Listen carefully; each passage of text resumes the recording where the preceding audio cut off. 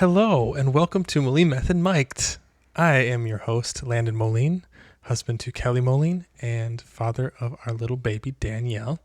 And I'm Kelly Moline, functional medicine consultant, licensed pharmacist, wife, and new mom. And we've had a heck of a time getting this podcast started today. Yes.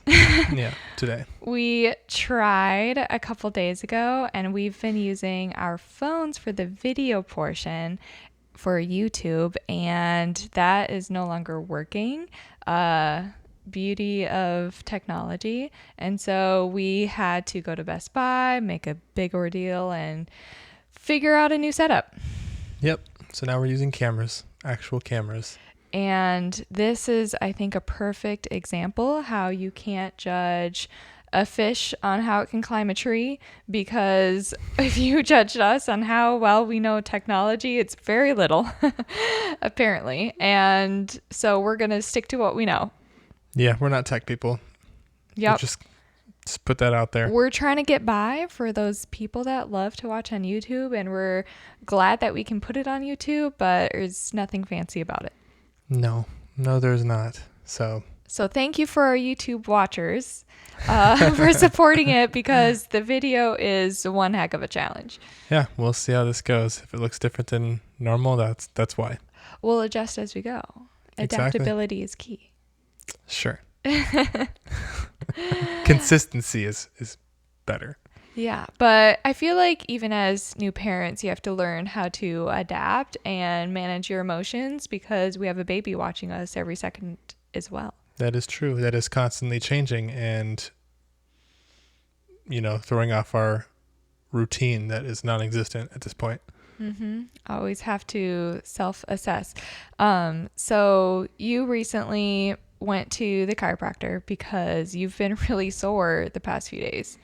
Yes, I've got some back issues from years of football and other things, but yeah, no, it's been out and bugging me. So I finally went and got adjusted, and I won't go into all my back problems, but yeah, it was a good thing because it was out in several different places and got that cracked and taken care of, and it was definitely necessary.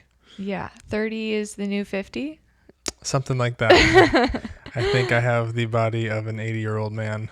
Yeah, which you need to keep up now that we have a baby trying to crawl around. I know. I don't want to be lifting her up at some point and have something go out, because it's like it's really the not heavy or quick motions that throw it out. It's like things that are unexpected, like the things I do every day. All of a sudden I'll just kind of reach for something and something will pop, or all of a sudden a muscle will just kind of tense up, and so something slipped out of place, and yeah, it's bad.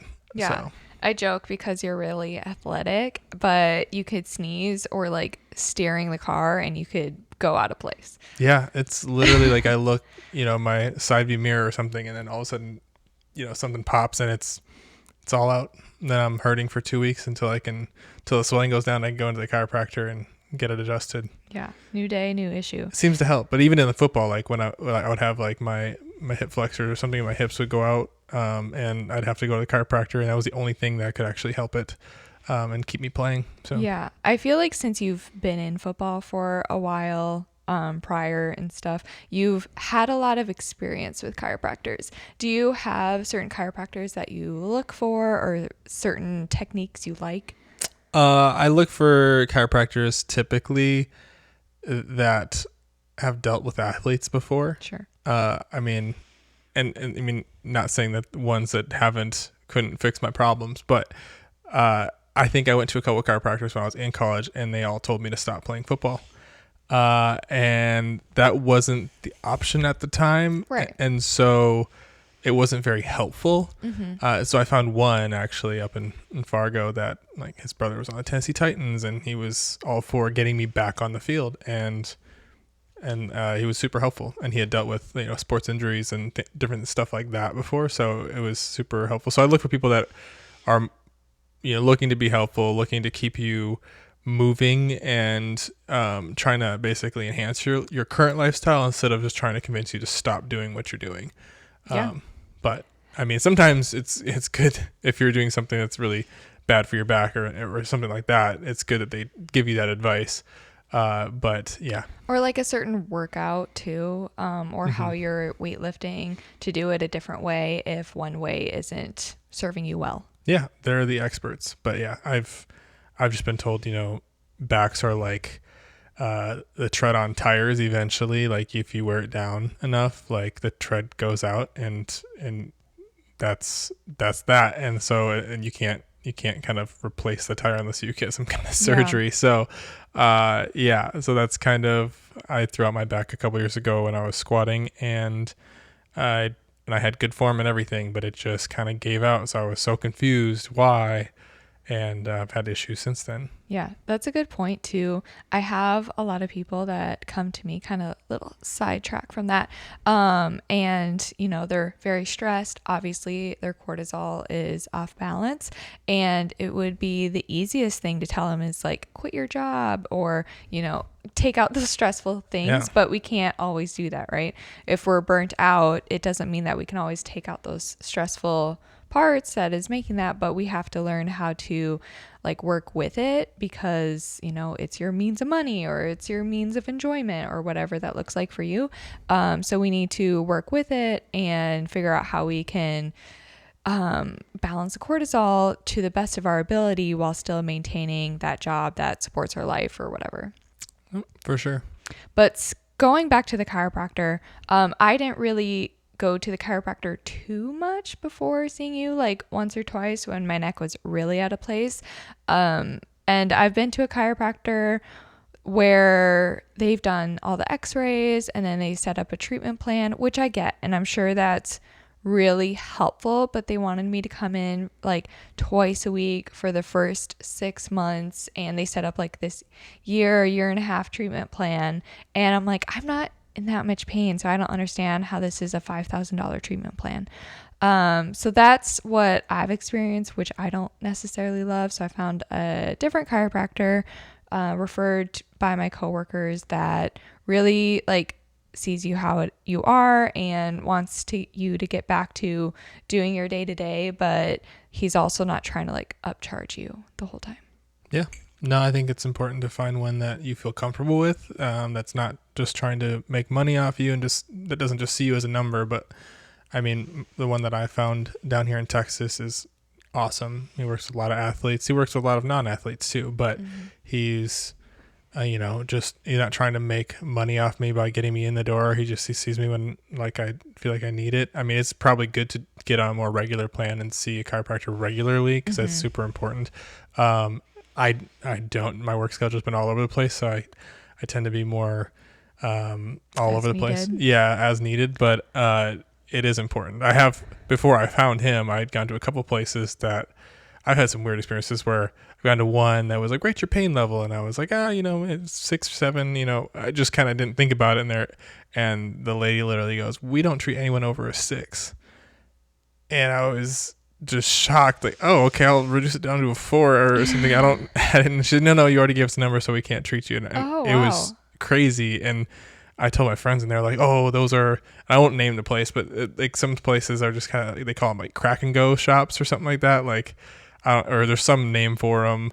But I was just shocked that there was a chiropractor there that wouldn't see me because of the number I gave. And obviously, if they think there's something like majorly wrong, like you have a slipped disc or something, they don't want to deal with like, making it worse without x-rays and stuff like that. So that I totally get that, but I wasn't in that much pain. I just kind of like, oh yeah, I don't know. On the scale of 1 to 10. I rate things very differently. Like when I go to the doctor for, let's say I have like strep throat and they say rate it, and I'll rate it like a 3. And my dad's like, why would you rate it a 3? You're in a lot of pain. I'm like, yeah, but if I broke my leg, that would be so much more pain. So compared to that, it is not that much. And my dad's like, that's not how it works. You rate it on a sore throat, not on versus a broken leg. So yeah, it's funny. I just didn't think like 6 or 7 was like that high of a number. And yeah, like moderate pain. Yeah, they said pain, and I don't feel like I'm ever in a lot of pain. I was just kind of like, it was more discomfort. Like, oh yeah, I can definitely feel there's something off. And so, because I feel like I'm pretty in tune with my body, and like I know, okay, something's definitely not moving the way it should.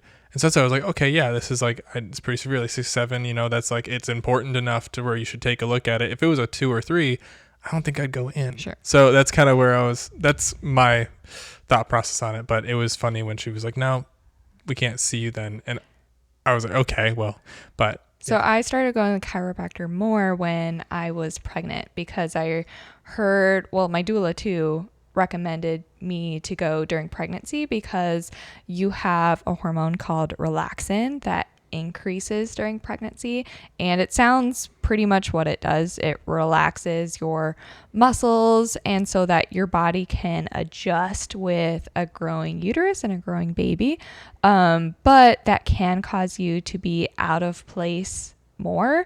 And then when you are preparing for birth, you want to make sure you're as aligned as possible because that's going to make it an easier and I think less painful probably birth process. So I went like every other week in pregnancy, and then towards the end I wanted it every week, and I had a chiropractor appointment scheduled for the day that my water broke. I'm like, wait, should I just go in? And then we didn't have time.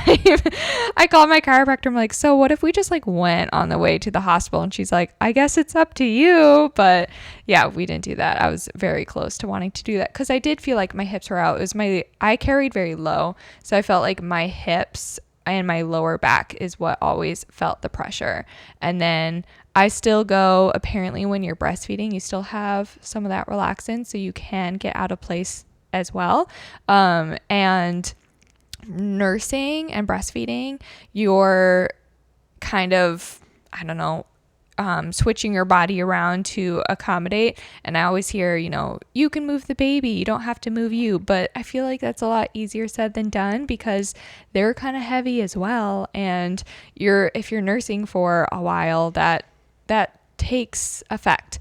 So yeah, I still see the chiropractor every now and then, which I think really helps me to be comfortable because my hips still feel kind of out sometimes. And then I take Danielle to the chiropractor since she was itty bitty. What would you say, like 6 weeks or so? Yeah, I think so. Yeah, there are so many dad jokes or punny dad jokes that I want to make about relaxing, but I'm not going to. Tell us about your visit to the chiropractor for the baby, because I previously had never even thought about babies getting chiropractic work. I didn't even know it was a thing until you were pregnant and started considering that. Right. And there was a chiropractor that did her little spiel at our birth center when we were doing the birthing class. So then we learned about infant chiropractor needs. And I think sometimes they say that there could be some trauma like with the birth experience, and I'm sure some births have more trauma than others, like how long you were pushing or if you had a C-section versus vaginal, and I'm sure a lot of other details that can change depending on your birth. But we started taking Danielle because she started getting almost colicky, like crying a lot whenever she'd be awake around that age. If she wasn't feeding, she was crying, it felt like, and it felt like unmanageable, or at least I was getting more and more stressed. So and she went to my chiropractor first, and so that's also what I wanted to point out, that I think different chiropractors have different experiences and different things that they target, or what's the word I'm looking for? Specializing. Yes. So my chiropractor does see infants, but he doesn't necessarily specialize in them. And so I took her then to the chiropractor who works at my birth center, who sees a lot of infants. And to me, the difference was night and day. Like, I didn't see that much difference from when she saw my chiropractor, and it was like a minute or two and done. And then the chiropractor who specializes in infants, she did a full assessment.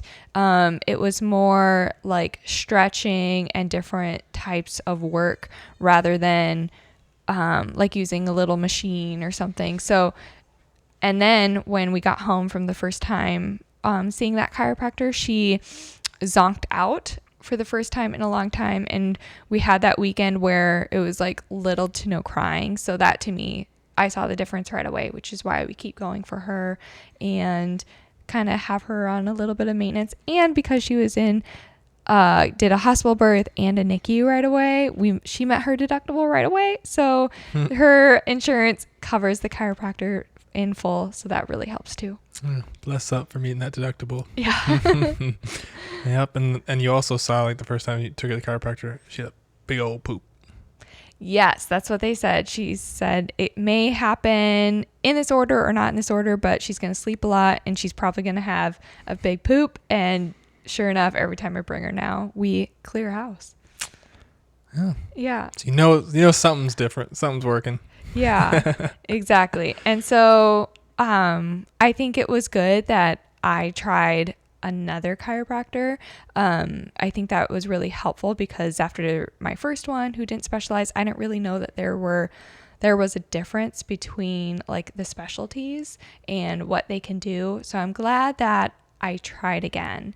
And then we've also had a lot of questions from friends asking how solids are going for her, because we've talked on here how we've been starting with solids and we've been really working on our gut health. So we started with meat stock and avocado, but like the more I'm learning that they have to really be sitting independently to be ready for solids. And we've talked about doing like baby-led weaning and that kind of stuff too.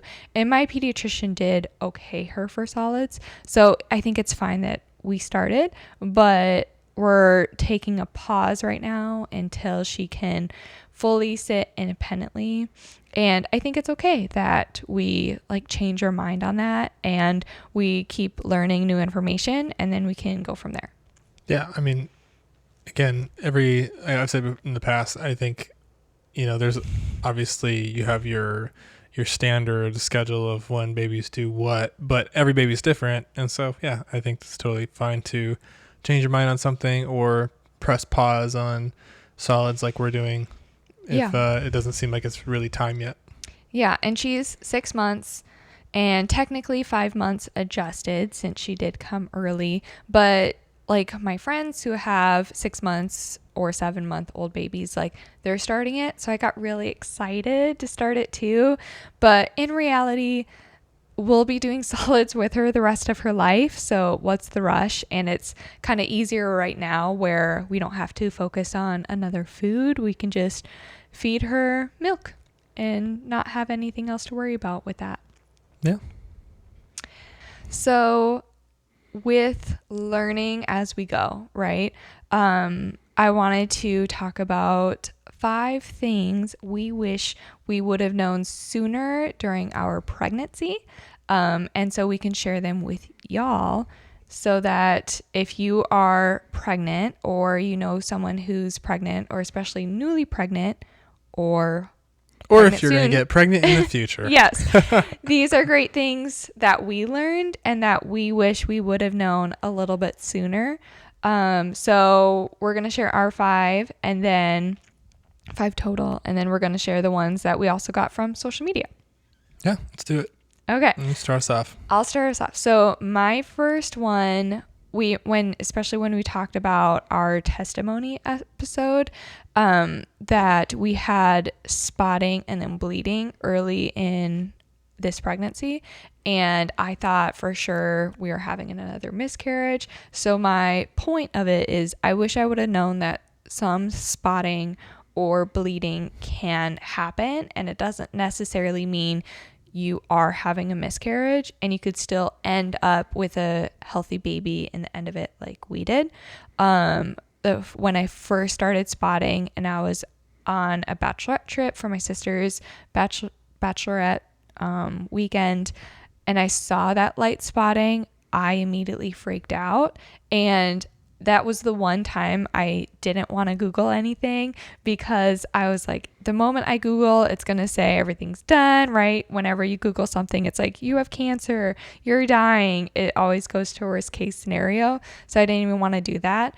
And I contemplating even telling you at that time because like I was on a trip and I didn't know what it meant, but I'm glad I told you because it's not something that I have to carry by myself. But then you looked it up And that was very smart of you, because then you told me, hey, it's fine, and it could be fine. We don't know yet. Yeah, there's a ton of different causes of that, and so yeah, I just double checked. If I give you any kind of peace of mind, I knew that would help. But yeah, and I think after having a miscarriage, I think you were already on high alert and worried about something happening, and so yeah, I think that's a good point. But always get checked out, which it was like on a Saturday. And so I knew I had to call my OB just for peace of mind, if anything, on Monday and check all the levels and everything. But it doesn't mean worst case scenario all the time. Yeah. Yeah. Okay, Landon, your turn. Okay. I had to think long and hard about this this is more the dad perspective too. 'Cause obviously we didn't have to carry the baby. But I would say I didn't know that the dad bod is actually a real thing. I thought it just happened when, you just didn't have enough time and you just naturally ate more food with your wife and it just kind of happened. I didn't know there was a science to it. And so when you were pregnant, I still focused because I really didn't want to get the dad bod. Right. And so I focused in on, okay, I'm going to schedule time to work out. I'm going to try to eat as healthy as possible. And so I tried to focus in on that harder because I knew, okay, dad bod's right around the corner, or this could happen to me. I've seen it happen to friends. And so I worked out as much as possible and tried to stay in tip-top shape, all that.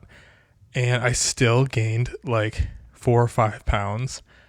And that wouldn't come off. Like I did all my regular stuff that normally I can just shed weight. And it just didn't work. And I was getting kind of frustrated with it. And so I told you, I don't know what's going on, but I cannot shed these 4 or 5 pounds. And it's insane because I usually can really easily by just doing ABC. And so then you told me that it was actually this, is it a hormone called prolactin? Is it a hormone or a... I think I DM'd you because we saw it, or you told me, one or the other. Maybe. I didn't know this on the top of my head. Yeah, okay, prolactin though.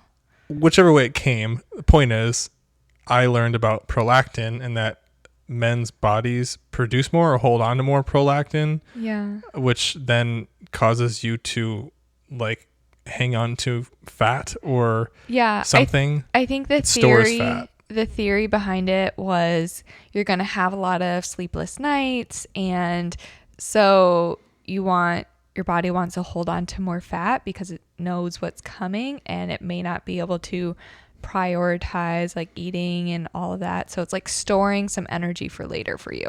That's the theory behind why men's bodies hold on to more prolactin or produce more prolactin, whatever it is. But yeah, I didn't know that, and it's interesting. So I was like, oh, okay. And so I guess it didn't take away from the annoyance of it, but it definitely helped me go, okay, well, there's a reason this is happening, and felt validated in it. Yeah, and I mean, honestly, after going to the NICU, I could see it was, you didn't eat as much. It was kind of, you didn't get as much sleep. So I could see why your body holds on to that, because it needs a food source. It needs something for your energy. So yeah, it was, but it was an interesting fact. I didn't know that. It was actually kind of funny because after my first trimester, you gained more weight than I did. Do you remember that? I do not. You're like, I gained 8 pounds and I gained 4. And I'm like, I don't know what's going on. And then I was also eating more because I was hungry all the time. And you're like, I need to stop eating as much as how often I was eating. You're like, I can't keep up with you because you were gaining more weight than I was. Yeah. I mean, there is this natural tendency, I want to eat when you eat, so you're not subconscious about it, all that kind of stuff. But normally I can eat whatever, and as long as I stick to my workout regimen and all that kind of stuff, I can usually shed those pounds. Well, if I'm getting a treat, you have to get a treat, and those are the rules. I don't make them up. Yeah, exactly. I think you do make them up, but yes, no, those are the rules. So, but yeah, so for all you dads out there that gain a few pounds, it's okay. It's not your fault. And I don't feel bad for you because I gained a lot more than that. And then all the things. But, yep. Nope. All in all, I went through a more traumatic experience with the weight gain. So, yeah, you're like, this pregnancy is really hard on me. I'm like, shut up, Landon. Yes, No it's room. true. I know. You were joking. It was funny. Like to keep light on it. Okay, my next thing. So those are two so far. So my next one is I learned that tongue ties with babies are very common. And tongue ties or lip ties or cheek ties, what that means is extra skin that keeps the tongue really tight against the bottom of the mouth, or with the lip or skin keeping the lip very close to the mouth, and it makes like really tight. So it can make it hard for babies to feed, nurse, all of that. And breastfeeding was a big goal for mine. And what I learned at the end of my pregnancy was that can be caused from an MTHFR variant, which is a gene expressed in your body where it has to do with DNA, your body making DNA, detox, hormones, all of these things, and how the body is methylating, which involves a lot of processes in the body. And why I think this is cool to know is that one, you want to make sure that your prenatal has methylated B vitamins, not the synthetic form like folic acid. You want the active form like folate. So it'll say something like methylfolate or methylcobalamin, which would be the B12 that is methylated. So one, you want to make sure that your prenatal is the active form, the methylated.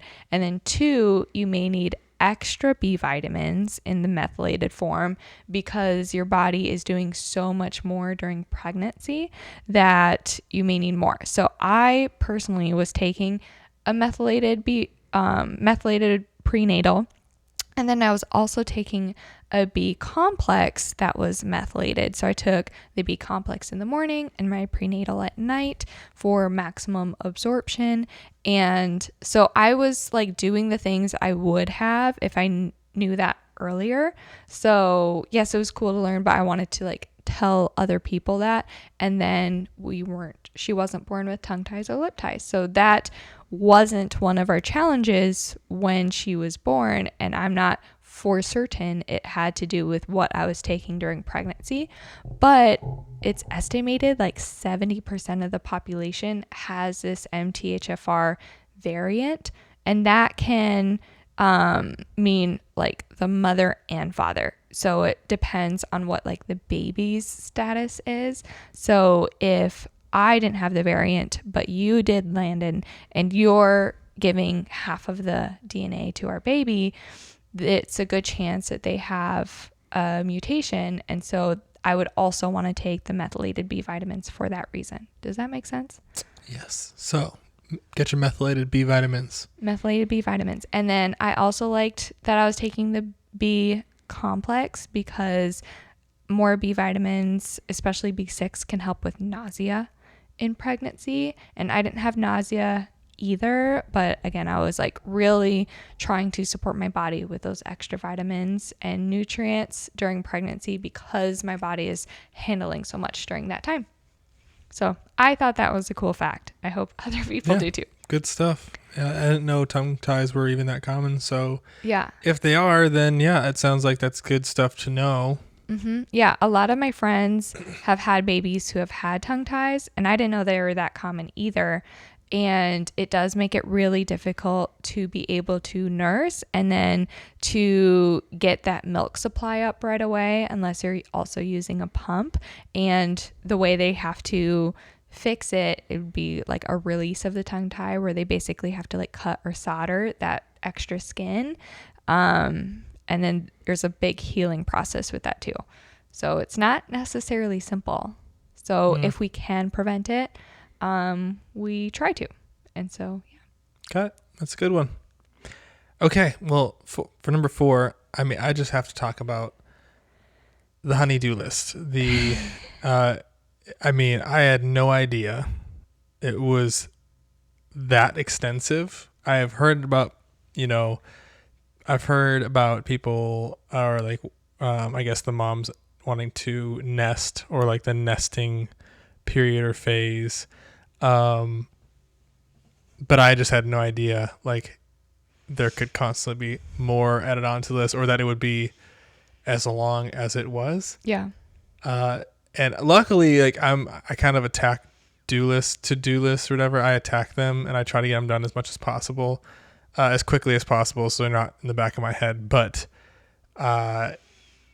yeah, I would kind of complete a few tasks and I come back to this list and it was bigger than when I had left it, or I mean, it just kept on getting bigger. And there was constantly things to do, and I guess the pregnancy itself, sometimes it seemed like it was going slow, but like, you know, especially because Danielle came early. Mm-hmm. I'm glad I got as much done as I did because it kind of came up quickly and all of a sudden, boom, we have a kid. And so I'm glad I got the nursery done and all that kind of stuff. But that was just one thing added to the list onto the next. And it wasn't like bad. There were things that were like useful to have and all that. And so I'm glad there was a list. But my goodness, it was a lot of work. A lot of prep. It was a lot of work while working a full-time job, coming home. And like that was, my weekends were tied up in completing this list and just continuing to like prepare for the baby. But I'm also really proud of you. You are a task-oriented person, but around this time last year, you're like, hey, I want to get started on painting the nursery so that when we do get baby things, we don't have to take everything out of there and then paint it and then put everything back in there and it'll be painted and done. And so you're like, our baby was due in February. So you're like, okay, Labor Day weekend, we're painting that nursery and we're getting that done. And so to me, that was like really good timing, good time management by you. I didn't even think of doing it that early. And so that was really helpful to like get that done and then we could move on to the next. I also had a dream in my pregnancy that she was coming early, and it was like one of those very vivid dreams. I also had a dream that she was a girl, so that's why I was like, I think she's gonna be a girl. But anyway, so I had this feeling that she might come early, so we were getting things done like quick, and right when I think we got pretty much everything done is when my water broke and she was coming, where I was thinking like, okay, we just got everything done, now I have the last 5 or so weeks to relax and really settle down and prepare mentally. But yeah, she was coming. Yeah, I think the only thing that was left on the list was really just making like the food that we wanted to eat while you were in labor. Oh. We were going to make like protein balls and stuff like that. That was like the only thing that was left, but we were like, we got some time. We don't want to make those too early because then they'll go bad. Well, I was going to do that when I was in labor. Oh, right. Okay. Because they say it's good to like keep your mind off of it, because you don't necessarily just your water breaks and then rush to the hospital. Usually the contractions start. Yeah, that's true. But you don't necessarily want to start timing it and focus on that because it's so mentally draining. So I was going to make some protein balls, make some food for when like the midwives and doula came over and just get my mind off of it, maybe watch a movie. That was my plan. But God laughs at our plans because that didn't happen like that. So we just put a bunch of protein bars in the bag and we had to head out. But we did make food prep for afterwards. Yeah. But then we weren't even nearby because we were living in an Airbnb and then the hospital. So we ate that later. Yeah. But no, it was good. We got everything done that we needed to as far as getting things prepared for the baby to arrive and come home. We had all the things that we needed. And I mean, there are certain things that you learn after the fact that you need after you come home and you're like, oh, we need more of this, or we didn't think of that. But as far as the manual labor of getting the nursery ready and all that kind of stuff. And part of the reason I wanted to attack the list was because, you know, then it's less of a stressor on you while you're pregnant. But then, I think just the controller in me, that's what I do for work, is I'm like a controller. I've been project manager on things it's like an that. Accounting term. Accountant job. Yeah. Think of CFO, controller, that kind of thing. But as I plan out 3 steps in advance. And so that's kind of where I was like, I don't want to paint the room and have all the stuff to take out of it later. And so I just think, okay, this is the most efficient way to do this. And so that's why I plan ahead. I'm a planner. And we didn't know how much work there would be as well, but we kind of learned that more as we went. And then we'd get lists from our midwives, our doula, lists from the internet of like stuff to get done. So it just felt like there was more constantly on our plate. Yeah, I think that, yeah, the honey-do list came from multiple sources, as far as like, oh, you should do this and you try this and make sure you do that. And so, yeah, it was kind of all over the place, but it was good. And I think the only advice I'd have was don't wait on stuff because it snowballs. Yeah. And so attack that list. Yeah. It was something that wasn't a stressor after she came early. Like that was one of the only things that we weren't stressed about, right? Like we had all that done. Thankfully, we had a good to-go bag packed just in case bag, since we were planning a home birth and then we had to use it. So thankfully we had a lot of that already done. Yeah, some of the stuff we learned in the birth class or from meeting with a doula. She kind of gave us a list of those things that we should have ready, and so we did. Yep. And then our last thing, number 5, would be the birth itself. I think is more of a mental challenge versus your pain tolerance level. And I learned this during our birth class. And I know this is more like of a birth tip, but you have to do that preparing during the pregnancy period. So I think it's a good pregnancy tip as well, because I think there's a lot of fear revolving around the birth and how that's going to play out. So the more that you can prepare mentally and take away that fear, I think it'll just be more helpful. And then also kind of stacking on top of that, and we talked about how we thought a doula was so useful to us. They take a lot of that mental load and help you emotionally, which I think in turn helps you physically. And I didn't know the difference between like midwife and doula when we were starting out. And I thought like the midwife was doing a lot of that. And then I realized that they're really only dealing with the birth part and like the medical stuff. And so I think a lot of people don't feel like they need a doula, because doulas are there more emotionally for you, and they help with like the contractions and make you feel comfortable and can do massages or counter pressure too. But now knowing that, like the mental game is really the challenge you have to get over, and surrendering to it versus like preparing your pain tolerance in a way. And so I thought that was really helpful. Yeah, no, I think just witnessing you in labor, you were definitely in the zone, like mentally locked in. And so I think, yeah, mentally preparing yourself for that is a big key. I think fear is the more afraid you are going into it of the pain, I think the more you tense up and then it's more painful. So right. Mentally preparing yourself to like submit to the pain and just kind of like in the process of just going through labor, letting your body do its thing is important. And I think, yeah, I could see where it would definitely help to mentally prepare for that. And people had good tips of, rather than like tensing up, the contractions come like a wave, which is really hard to prepare for when you've never felt a contraction, but they do end up coming like a wave, and you kind of have to just ride that wave and try to relax and breathe through it as much as you can, rather than tensing up. Because if you're, let's say, like going against a wave in the ocean, if you're riding that wave, it looks very different and you can keep your head above water, versus like going against it and tensing up and just like holding your breath for it. It just crashes into you and you fall down, right?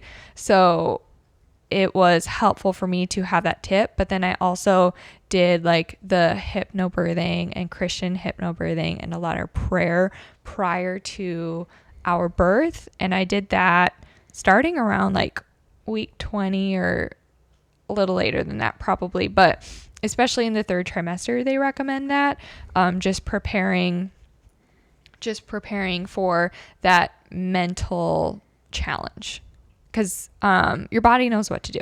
Your body's going to do the contractions and your body will push by itself. Our birth instructor even said like if like women who are in comas can still give birth and their body will know how to do it.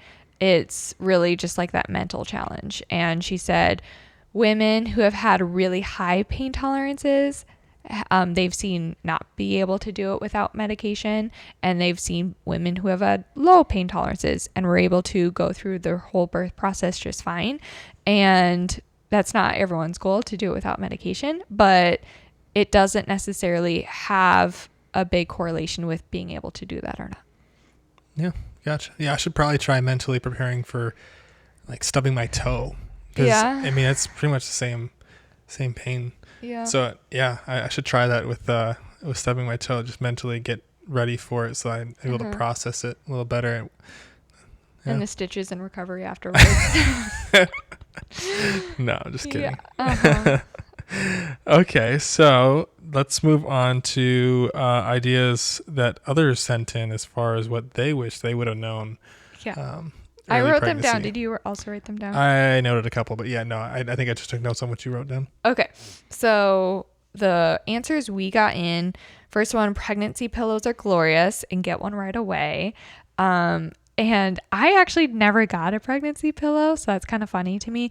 But I've always had a body pillow, so I've always liked that. And we also don't have a king size bed, so I think a pregnancy pillow would just like kick you out of the bed pretty much because they take up so much space. However, next pregnancy, I do want a king size bed, so maybe I'll get one then. Yeah. Okay. Yeah, you use the body pillow though, like a pregnancy pillow. Yeah. And it does take up a lot of the bed anyway. I usually have about 1/10 of the bed to lay in. So. Yeah. Okay. Second one we got in was side effects of certain interventions during labor. I think this is a really good thing to prepare for as well during pregnancy because like the epidural, like other pain interventions, even IV fluids during labor can all have side effects that you may not be aware of. For example, even the IV fluids, I said no during labor for IV fluids because it can dilute your natural hormone oxytocin, which is helping your labor process, helping your contractions be as strong as they are, and you're pushing. So knowing what effects they have can be important when making those decisions. Yes, that is something that we learned during the birth class, which I think that could really be added to our list of the 5 things that we would have liked to know. I mean, I personally thought birthing classes were more focused on labor and revolving around, okay, the actual labor, what's going to happen, the breathing, the pushing, all that kind of stuff. I had no idea that actually, I mean, and I'm sure every birthing class is different depending on where you take it, but I learned so much more about pregnancy, the actual birthing process, and postpartum than I thought I was going to learn. And it was really helpful because I learned a lot about what the woman's body was going through during pregnancy and all that kind of stuff. And I think that was super helpful. So that would have been a good thing to know too. Because, I was thinking it was going to be some boring class on just labor and breathing. There's only so much a man can know about like that process. So yeah, and it was super helpful. Yeah, we ended up taking a 6-week class and it was 2 hours each class, 3 hours. What was it? But yeah, it was pretty intense, but I liked how our birth instructor involved the dad so much because the more prepared you are and the more you know, the better you can be to support the mom as well. No, exactly. It helped me like just kind of picture and mentally prepare for the next stage of where we were at pregnancy or even labor. So it was super helpful. And I think our class also did a really good job at giving you all of the options that are available, even if your plan is a home birth or birth center, knowing what options there are in the hospital or C-section or whatever, just because you may not get your ultimate plan A and you may have to adjust and adapt. So that was really helpful since we didn't get our plan A. Yeah, I mean, it helped you make a more informative decision, a more informed decision, because you had time to think about it versus like in the moment, something happens and they ask you if you want something one way or another. You don't really have time to think about it versus like now that we know that these are the different scenarios that could happen, we have time to think about and decide, okay, if this happens, we want that. Yeah, and you want like the doctors and nurses in the hospital space to have your best intentions, but you're also responsible for being informed, and the hospital way they always do it for everyone may not be best for you. So Yeah, I mean, yeah, it just depends on what you want to prioritize in your birth, and so yeah, they'll so have we your agree with that one. yes, And 100%. then next one, differences between OB, midwife, and doula. And we talked earlier that, yes, we didn't know the differences either. And so OB and midwife is going to be the person actually delivering your baby. And OB is more of the typical Western medicine. They can do a C-section. They can do more interventions if needed. And then midwife is going to be more of the natural birth or letting your body do what it does. And then they'll still be delivering your baby. And if nothing goes wrong, the midwife can do the whole process. But midwives also are so familiar with the birth that if they see any red flag, they're going to send you to the hospital too. And so that you can see an OB and go from there. And then doula doesn't do anything medical. They're there for emotional support. They're there for the mom only rather than like the baby mom and all that. So yeah, I think that's important to know. Yeah, the doula is more your advocate at Yes. the hospital, and they can't necessarily make decisions for you, but they can definitely make sure that you are well aware of what is going on. Yeah, advocate was really important to us because we've never been in the birth process before. So we wanted someone who had that experience where she's been involved in over 100 births by our point. So it was more familiar to her. So she kind of knew what questions to look for and how to proceed given what we wanted. Yeah. Okay. Next one, RhoGAM shot and why. So we didn't need the RhoGAM shot. I didn't need the RhoGAM shot. So the RhoGAM shot is something given to the mom during pregnancy, I believe end of second or beginning of third trimester. And it has to do with your RH status. And I won't get into the nitty gritty medical stuff on it, but the RH status, I got tested for it after my miscarriage because it means more after your first pregnancy. So your first pregnancy, your body may not react to the baby as much, but after that it may, where I was RH positive. So my body saw RH, and then if your baby is RH positive or negative, your body won't attack it. Where if I was RH negative, your body may attack something RH positive because it sees it as foreign. So they look for your RH status. And if you have RH negative, you get a RhoGAM shot so that your body doesn't attack that foreign RH if your baby ends up being a different RH status than you. Gotcha. So I'm guessing the person who wrote that in was RH negative, and then they needed the RhoGAM shot because of that. And then number 5, or is another one said, how nerve-wracking it is during first trimester and worrying about every pain and twinge. This was very pertinent to me as well. I remember during that first trimester, you feel a lot of weird things, and again, you're on high alert, especially if you've had a history of miscarriage or maybe you struggle with infertility. So everything is just really nerve-wracking. So I remember those pains are like little twinges, especially in the first trimester, where I'm like, well, the baby can't be making that movement or whatever I'm feeling. But apparently it can be just your uterus growing, and you can like feel those pains or twinges. So it may not be bad. I think if you're nervous, it's always good to get checked out. But yes, there's a lot of nerves, especially during that first trimester.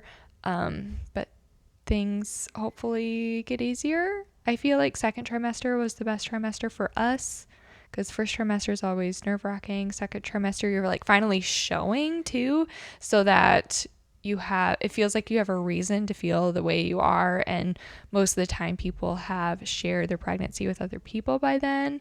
And then third trimester, I've heard you're like very tired. You've grown a lot. So you have a lot of like extra weight. And I remember like the hip pain being a lot during that trimester, but I didn't get the full third trimester because we came early too. Mm-hmm. Yeah.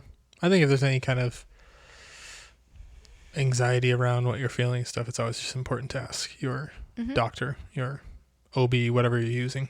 Mm-hmm. And then if you're going through pregnancy, you can write your own list and share with others, because I feel like no one prepares you as much as you feel like you should be prepared for pregnancy. And especially if you're going to an OB, which is what we started with, those OB appointments can be very short, especially if you're having a really easy pregnancy. So you learn a lot from social media, videos, people you know. So, yeah. Yeah, and I feel like everyone's experience is different. There's always going to be something that you didn't know. Yeah. Like, no matter, I mean, you could probably have 5 kids and on the 5th one still learn something new. So, for sure. Yeah. Yep. Okay. All good stuff. Finish with a dad joke, Landon. Oh, dad joke of the day. Okay. Are you ready for it? I'm so ready. Here it comes. Why did the coffee taste like dirt? You had some really bad coffee. Because it was ground just a few minutes ago. Got it. I like that. It's kind of a darker one. Yeah. Darker, like black coffee. Not like black coffee, but yeah, it's kind of gross, but okay. that was good. That was good. There you go. There it is. Where can they find us? You can find us on any podcast platform, Spotify, YouTube, Apple Podcasts. Apple Podcasts. Yes, watch on YouTube, because now we have cameras, so hopefully the quality is even better, and we'll figure it out as we go. We're learning a lot, aren't we? Or you can go in there and comment on how horrible it looks. Don't do that. Don't do that. Kelly will cry. My feelings. But yeah, make sure you go on, like, subscribe, give us a 5-star review. Yeah. Share with your friends. You can also submit questions to Moline Method on Instagram, or email me, kelly@molinemethod.com. If you have topics that you want us to cover, whether that's parenting, pregnancy, trying to conceive, or even functional medicine topics, all of that. Yeah. Interact with us. We need friends. No, just kidding. Yep, friends are good. Okay, well, that's all we have. Bye-bye. Bye-bye now.